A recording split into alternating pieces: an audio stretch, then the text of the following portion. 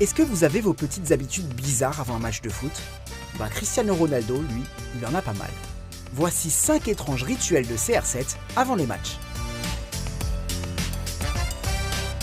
Numéro 1, il soigne ses entrées et ses sorties. Ronaldo est le capitaine de la sélection portugaise. Du coup, il est toujours le premier à entrer dans le bus et le dernier à en sortir. Il s'assoit toujours à l'arrière. Selon Marca, personne n'a le droit de s'asseoir à côté de lui dans le bus. À chaque fois. Personne ne sait vraiment pourquoi. Pour des raisons de sécurité peut-être. En avion, Ronaldo s'assoit à l'avant, avec Pepe, le défenseur sanguin, pour voisin. Toujours. Intéressant, mais bizarre aussi. Il entre sur le terrain en posant d'abord le pied droit, toujours. Il aime aussi être le dernier de l'équipe à entrer sur le pré. Bien sûr, sa coupe de cheveux a droit à une petite retouche à la mi-temps. Et puis, il a un truc vraiment bizarre avec le miroir. Numéro 2, miroir, miroir. On ne sait pas vraiment si Ronaldo le faisait quand il était au Real ou s'il le fait encore maintenant qu'il est à la Juve, mais avant chaque match, quand il était à Manchester, CR7 se regardait dans le miroir. Il se regardait en silence. Ce n'était pas par pur narcissisme. Enfin, disons que c'était pas que pour ça. C'était aussi dans le but de se préparer pour le match à venir. Il est incapable de passer devant son reflet sans s'admirer. Wayne Rooney a observé Ronaldo dans les vestiaires d'Old Trafford. Et selon lui, il faisait toujours la même chose.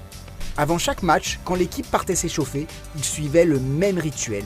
Il s'habillait, mettait ses chaussures, et juste après, Rooney se regardait dans la glace pour se préparer mentalement à la rencontre.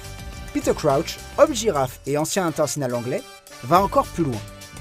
Rio Ferdinand nous racontait que Cristiano Ronaldo se plantait tout nu devant le miroir, qu'il se passait la main dans les cheveux et disait « Waouh, qu'est-ce que je suis beau !» Après, c'est vrai qu'il a des abdos en béton, ça, on peut pas lui enlever. Numéro 3, les manches longues. Pendant plusieurs années, avant de rejoindre la Juventus, CR7 insistait pour ne porter que des maillots à manches longues. À la Juve, il a complètement cassé cette habitude, on ne sait pas trop pourquoi.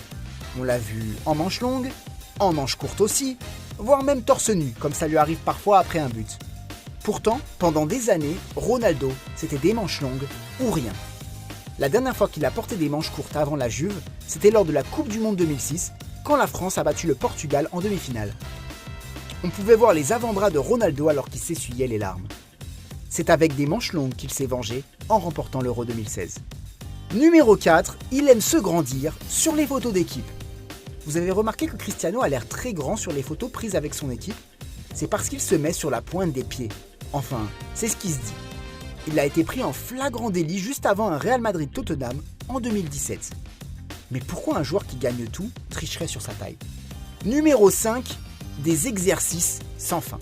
Bon, c'est plutôt drôle de découvrir les petites habitudes étranges d'un des meilleurs joueurs du monde. En revanche, personne ne peut rire devant l'incroyable détermination qu'il met dans ses entraînements. Son ancien coéquipier, Phil Neville, a dévoilé jusqu'où il était prêt à aller. Après un match important en Ligue des Champions, il est retourné à Old Trafford à 3h du matin.